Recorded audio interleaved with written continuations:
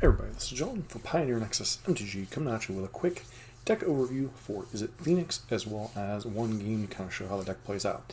Now, Izzet Phoenix is one of the other top dogs of the Pioneer format, currently sitting at probably the second or third best deck in the format, just depending on how things are going on. This deck is very much a Xerox deck, that is, a deck that plays a bunch of cantrips, sees a bunch of its deck, and is the premier treasure cruise deck in the format. One of the things that differentiates Pioneer from the other Eternal formats like Modern and Legacy is obviously the presence of the Delve spells, Treasure Cruise, and Dig Through Time, both of which have been banned in Modern and Legacy, and obviously no fetch lands. But this deck revolves around Arclight Phoenix, Treasure Cruise, filling the graveyard. To that end, you play a ton of cantrips. Consider Opt and the new All-Star Sleight of Hand. All these allow you to see a bunch of cards, and then you see a bunch of red removal, Fiery Impulse, Lightning Axe, and Torch the Tower. Fiery Impulse is kind of your go-to early removal against a lot of creatures. Lightning Axe serves a dual role, allows you to discard cards like Arclight Phoenix that you want in the graveyard, while also killing big things like Shoulder that could otherwise be problematic. Torch the Tower, this one is mainly kind of a newer tech for Mouths of Eldraine, mainly designed to help counter the presence of things like Amolia, just being able to exile it, that way they're not bringing it back with their various recursion abilities that they have in their deck. Another card that plays quite nicely with this deck is Ledger Shredder. Now, Ledger Shredder is a 1/3, and every time someone casts a second spell for the turn, you connive. This allows you to continue to dig through your deck rapidly. This creature can get quite big out of hand, can serve as a nice blocker, good pressure in the control and versus control and for combo, and overall is probably your best or second best creature to Arclight Phoenix. Picklock Prankster was a card that took a little bit of time to pick up steam in this deck, but overall serves very nice purposes. The 1/3 side, kind of middling. It is a threat, but what's more interesting is Free the Fae. Adventure, mill 4. Whenever you cast an instant, sorcery, or fairy card from among the cards you milled in your hand, this basically allows you to pick up any of your instants or sorceries or any additional copies of Picklock Prankster, so basically anything that isn't Ledger Shredder or Arclight Phoenix. You also have Prismari Command, which is a nice modal card, allows you to continue to dig further, allows you to deal with problematic artifacts, especially if your opponent for some reason is playing a main deck like Grafdigger's Cage or something, to help fight a Amolia combo. This gives you outs to cards like that. And then the final piece de resistance of the deck is Galvanic Iteration, Temporal Trespass. This is kind of the combo finish of the deck, and this card has waxed and waned as how much it sees play. Now, it's very good in the mirror match, helps to finish off the game against decks that would go over the top of you, like Mono Green Devotion used to. However, a little bit difficult to pull off, and sometimes your moving pieces kind of get picked apart against Control and other graveyard disruption heavy decks, so this card sometimes gets sided out in those style of matchups, but is kind of your way to close out the game fairly quickly, especially in the mirror match, allowing you to take multiple turns in a row, beat your opponent down with Phoenixes, kind of win that way. Sideboard, basically you have a lot of tools doing the same thing. You have Young Pyromancers, Fabled Mirror Breakers, and Crackling Drakes. These are kind of your sidestep graveyard hate threats. Occasionally you'll see other things like Saheeli, you might see a Chandra thrown in, Narset, etc. But mainly these are kind of your sidestep, the Leyline of the Voids, Rest in Pieces, anything like that. Brotherhood's End is kind of a dual role, but it's mainly there for Amolia combo, Boros Convoke, humans, decks that might be able to steamroll you otherwise, as well. You have a lot of spot removal. Those decks just have multiple threats, and especially in post-board configurations, have some grindy cards, so it's nice to just have a sweeper to kind of get rid of their board. Brazen Borrower, nice catch-all, answering a lot of different annoying things like bouncing a Leyline of the Void, bouncing a Rest in Peace, buying you time against certain threats like Shouldered, while also being another flash threat that you can side in. Mystical Disputes, much like in the Blue-White X control decks, this is for the control matchups. For kind of the mirror match, I mean, it's not the best of the mirror, but does answer. Crackling Drake for cheap, Ledger Shredder, etc. Also good at helping to slow down the game against Lotus Field combo, though you are very much the aggressor in there. Unlicensed Reverse for any type of graveyard nonsense, the mirror match, Absent Greasefang, Neoform combo, etc. Aethergust, I mean, it used to be for mono green, but mainly for the red base decks. And then Negate when you just need a hard counter sometimes. Next thing you're going to see is there really isn't a lot of differentiation in the Izzet Phoenix decks anymore. Now, there were like some differentiations whether to play a Picklock or not, and there was a Grixis Phoenix deck that existed for a time. It's kind of faded into the background just because the need for something like Bitter Triumph isn't as high, with Geological Appraiser no longer really in the format. But I will point out a little bit of differences in the lists. The land bases, usually it comes down to 18 lands, and then when you want to play a modal spell or two, whether it be Jawari Disruption, whether it be the 1 mana exile effect, I forget the name of it. Basically, what this allows you to do is allows your Picklock pranksters to be able to pick up a land. So it just comes down to a matter of, do you want to play the slightly weaker modal phase cards with the ability to potentially pick them up with your Picklock prankster, or do you want to play a slightly more up-to-date, not more up-to-date, but more steady mana base, usually revolving around a second copy of Hall of the Storm Giants. This card's missing 3 things, but should just be through Sleight of Hands. For some reason, whenever this deck is transferring in, it really does not like to bring the Sleight of Hands with it. But the rest of the main deck, nothing too fancy. You're seeing a lot of the same cards. The sideboard is kind of where I wanted to point out some of the other options. One of the huge things when you're playing a deck that sees so many cards is, even having 1 or 2 cards is quite nice. It allows you to see, different angles of attack, etc. Much like Izzet Murktide in Modern, you just get to see a bunch of different things.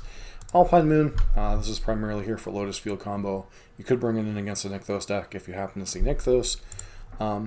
Disdainful Stroke, big mana things, Lotus Field combo, some of the win cons against control, also bring it in against mono green if anybody happens to be still playing that in your area. Narset's Reversal, this is basically a hard counter to Thought Distortion, an Uno reverse card. Young Peasy, we've already kind of talked about. Fable, all these. Anger of the Gods, very similar to Brotherhood's End. The one downside with Anger over Brotherhood's End is it exiles your own Phoenixes, so you gotta kind of be cognizant of that. Now the plus side, especially against Abzan and Amalia, does exile most of their crap, so that can be relatively important. Crackling Drake, kind of the win con of the deck overall. Now as far as the deck's place in the meta, Izzet Phoenix is kind of in a weird spot. So it's a deck that has decent matchups against a lot of things, but no real fantastic matchup. It has reasonable matchups into Rakdos Midrange, Rakdos Sacrifice. It has an okay matchup against Blue-White Control. You can kind of hit them with different angles of attack. You have a little bit of permission to drive them nuts. You see a lot more of their deck more quickly than they do. Unless they have a Narset, then things get a little dicey. Lotus Field combo, absolutely atrocious matchup. They are a combo deck. You are a slower mid-range deck that doesn't really win the game particularly quickly. You don't have a lot of disruption that is actual hard disruption, and they can power through soft counters eventually. So that matchup is key to really get a Ledger Shredder or a Fabled Mirror Breaker going early and try to pressure them out of the game with using your disruption. Obviously things like Alpine Moon or Damping Sphere would help, but Damping Sphere hurts you too much. And then you have, once again, Nibdelite. Don't really have enough experience with it. I suspect it's similar to the Rakdos or the Mono Black matchup that you'll see in this video. They go over top of us by just a little bit, so it matters what hate pieces they see, what disruption they see. You are definitely the aggressor in that matchup. Then against the aggressive decks, game 1 can be a little bit dicey if they have their nut draws. Basically, Boros Convoke, putting a bunch of crappers in play and backed up with some power. Against humans, whether they have a Thalia backed up with their normal game plan. So basically, can you answer Thalia? Can you sweep their board in the post-board games? If you can generally win those matches pretty decently because you have a lot of spot removal to kind of pick apart their key pieces. But if they can just kind of go wide and kill you, you're in a lot of trouble. Hence why you see some sweepers in these decks, even though these decks aren't particularly good. The Amalian matchup, that one's a little bit tricky. Phoenix can certainly outgrind Amalia if it's careful, but if Phoenix ever slips or doesn't have an interaction in each piece of the combo, suddenly dealing with a 2020, this deck is not particularly well equipped to handle that. You maybe have an Ottawa and a Brazen Bar to answer that, so if they ever combo off, you have a hard time winning, because you have a very hard time answering anything bigger than X5. And that deck can get them with both Wild Growth Walkers and Amalia itself. So it's very much a matter of understanding the nuance of the matchup. But this is a deck that is fairly reasonably well placed. Doesn't have any truly terrible matchups, other than maybe Lotus Field among the top decks. So that said, let's get into our match against Mono Black and see how this deck plays out. Alright, first match with Izzet Phoenix. Don't think we can keep his hand. We have like no early cantrips, a few too many lands. I mean, Ledger Shredder is powerful, but it's kind of debatable keeping that hand. I think we put back Island here. This gives us a lot of interaction if we're up against a creature deck. Gives us a little bit of momentum against any type of mid-range deck. So we just leave up our mana here. We could cast Sleight of Hand there, but we don't know if our opponent's going to Thoughtseize us this game or this turn. He's Mind Tome. Well,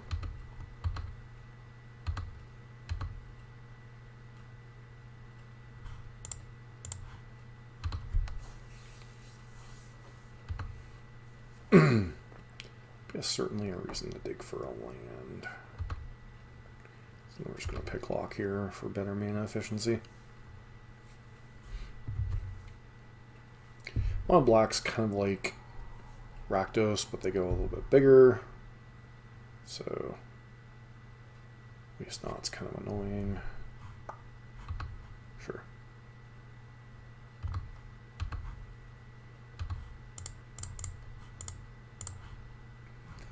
Let's see what we get back here.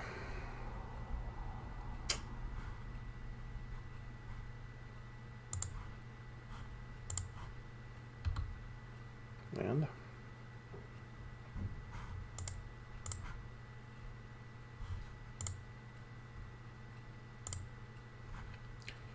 Okay. Destroy target artifact. Target creature. Target player. Target artifact.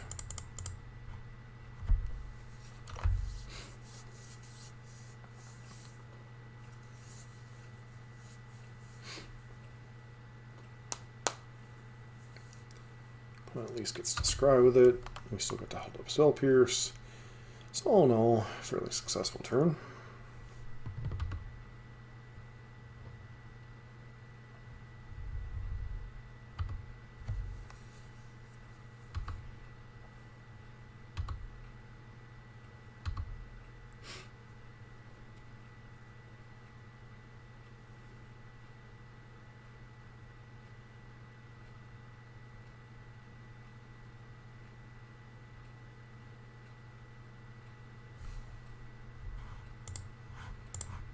It's going to take the opportunity to do this to force them to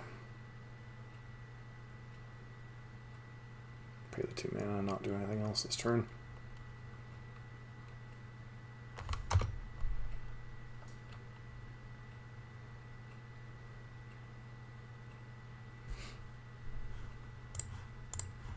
Sleight of Hand. Take the land. 1, 2, 3, 4, 5, 6. Let's go ahead and double our entire graveyard for now.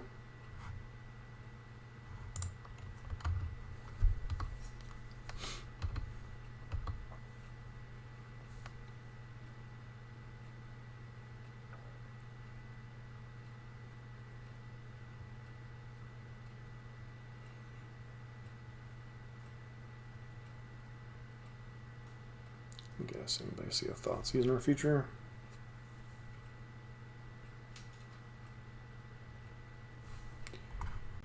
Guess a creature. This is going to be kind of annoying.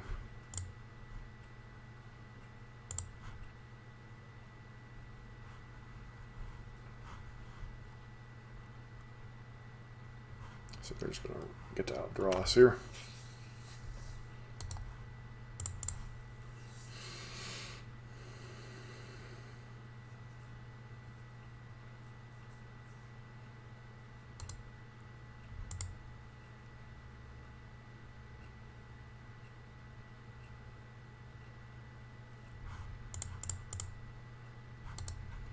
Yeah, I just don't think we can beat multiple copies of Waste Not here.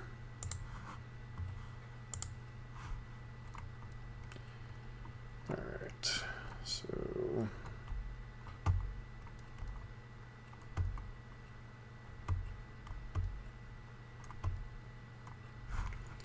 definitely want the Drakes. Definitely want that. Definitely want the PZs.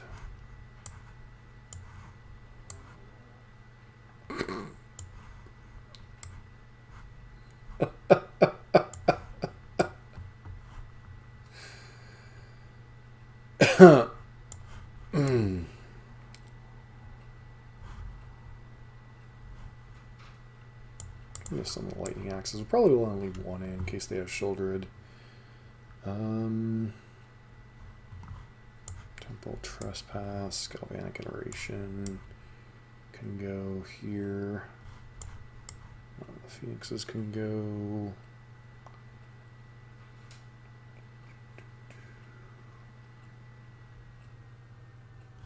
Reshape Impulse.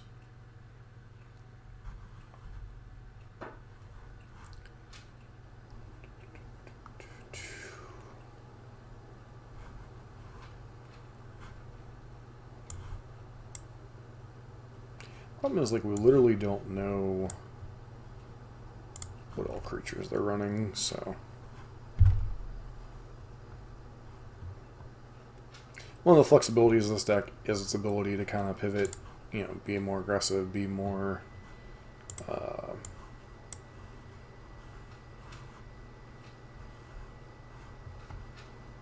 more controlling. Kind of, in some ways, shares the same fate as, like, Izzet Murktide in Modern, where you can kind of play this pseudo both roles. So, it would be great.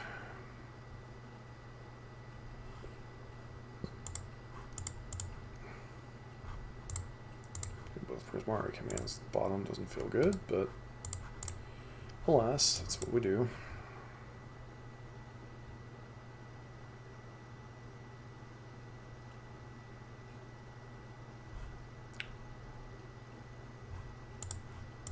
Okay.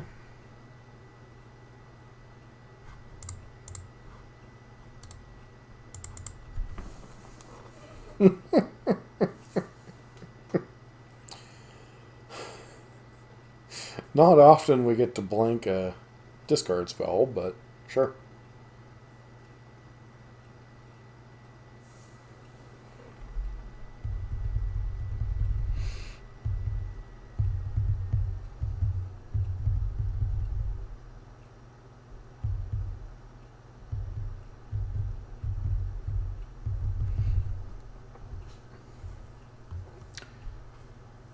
I was gonna say, I think we just literally pass here and plan on flashing in Brazen Borrower. Like, we're not getting anything out of our cards this turn. Like, if we cast Shredder or Pyro and they can just have like a Fatal Push or something and we get no value off of them. Whereas we play this game,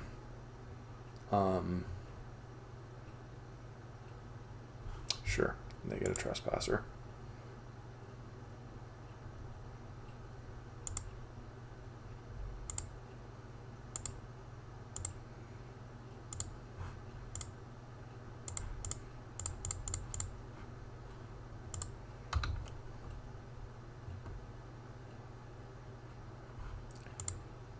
So I think we just start beating down.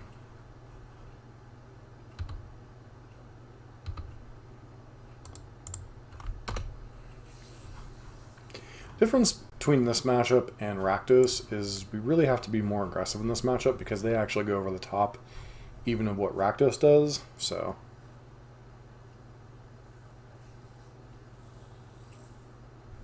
Sure.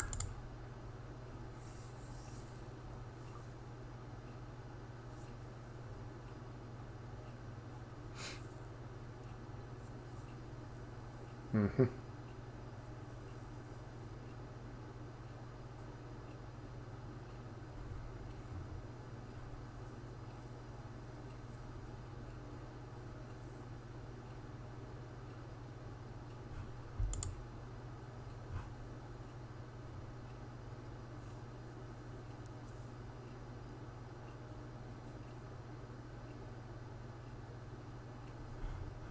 They have another Thoughtseize effect.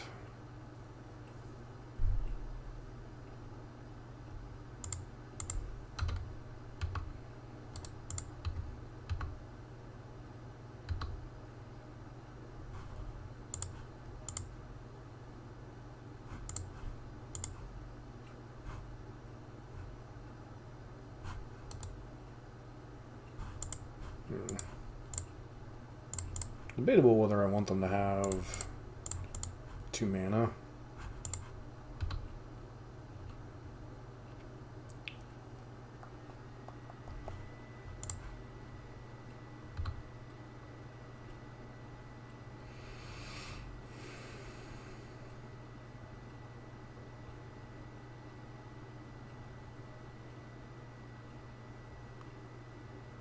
Sure.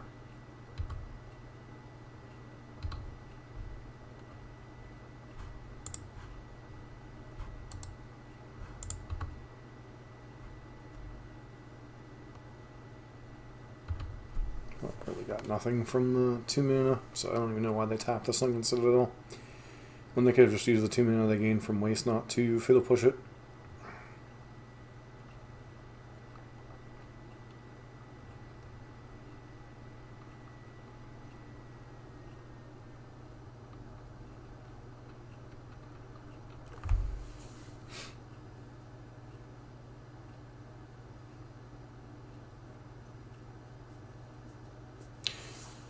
So they've got to attack with Graveyard Trespasser. Do they attack with a zombie token? They do not.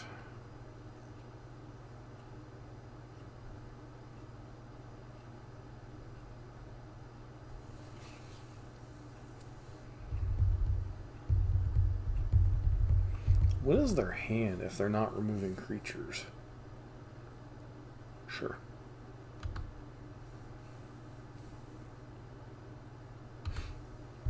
Go to 8, hit us for 6.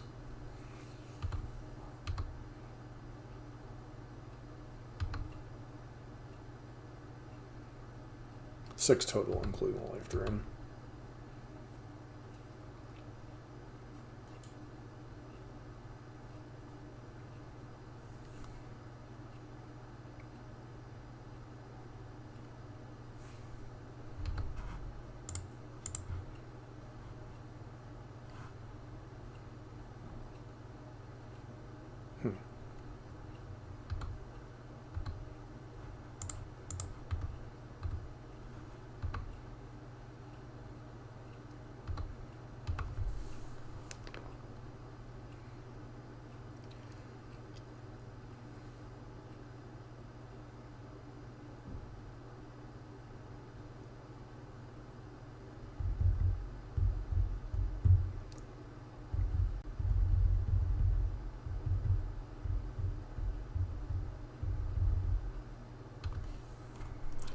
Okay.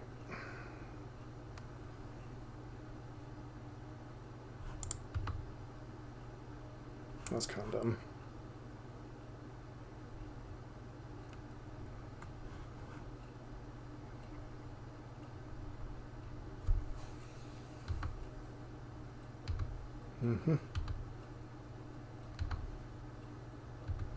I guess if they have whatchamacallit, we were dead anyway, so. It's exactly looks like they're tapping out for.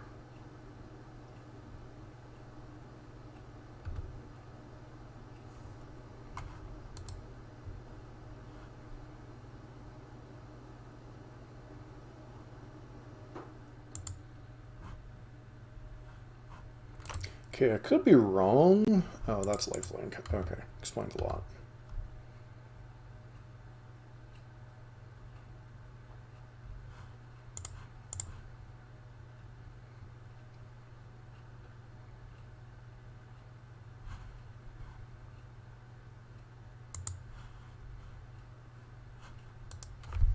Okay, our opponent discards a land card.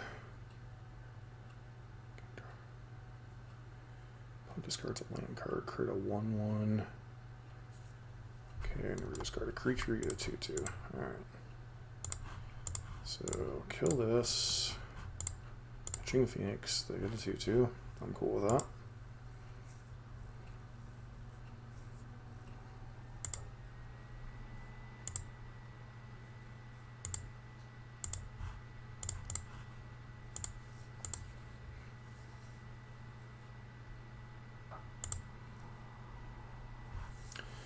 Alright.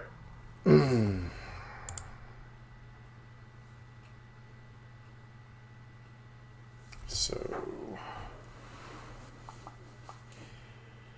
do we want to change anything based on what we just saw? Don't think so. We have the 2 Pierces and the 1 Negates. Dispute's not really. Brotherhood's End's kind of whatever.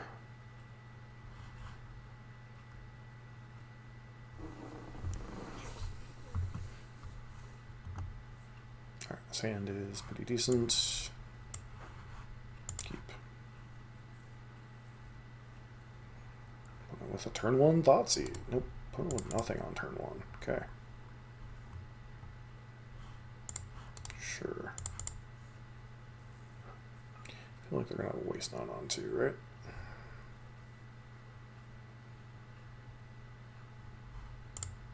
Use Mind Tome. Well, that can also eat a Spell Pierce.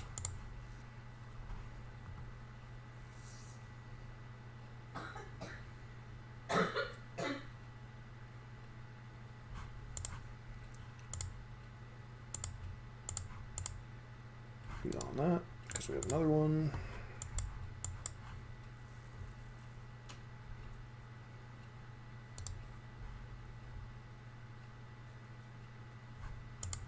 Sure.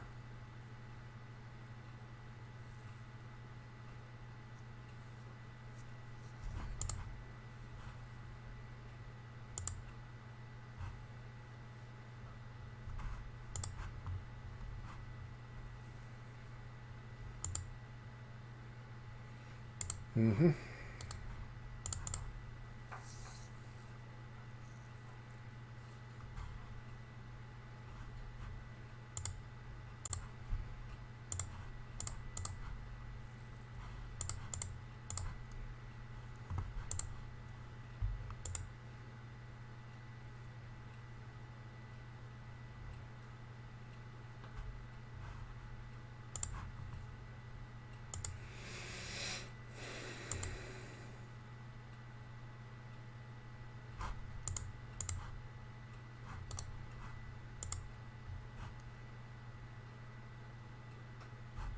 Sure. Color me shocked that they have multiple fatal pushes.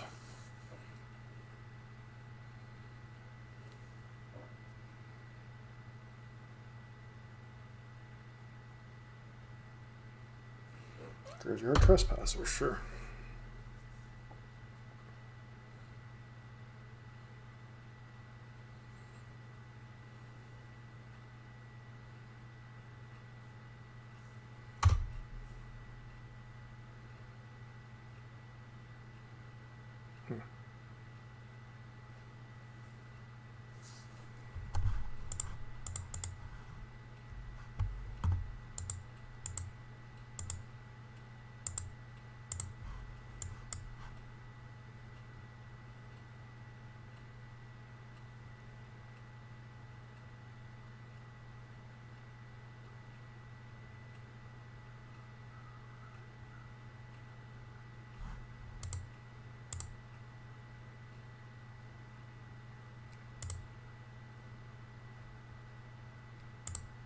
Mm-hmm.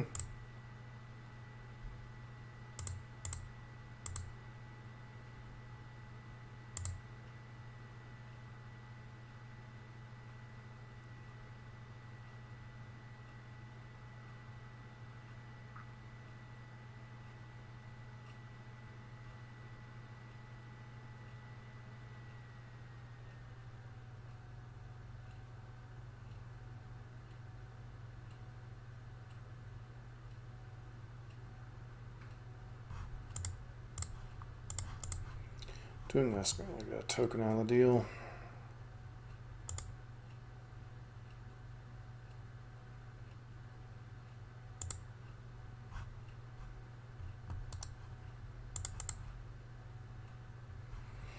surprised they did this main phase and didn't opt to do this like during my upkeep or something.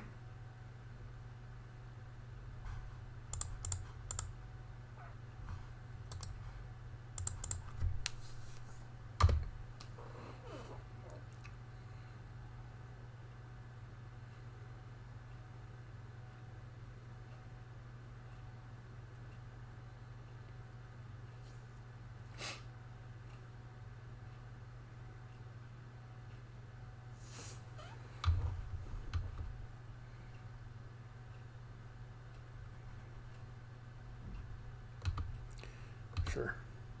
We'll just go ahead and take the opportunity to jump block, buy ourselves more time to draw a 4th land.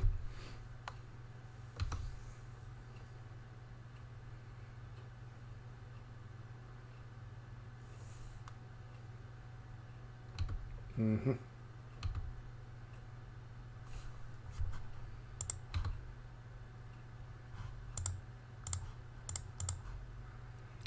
Looking for lightning axe and hitting nothing. Alright, we're just dead, unfortunately, here.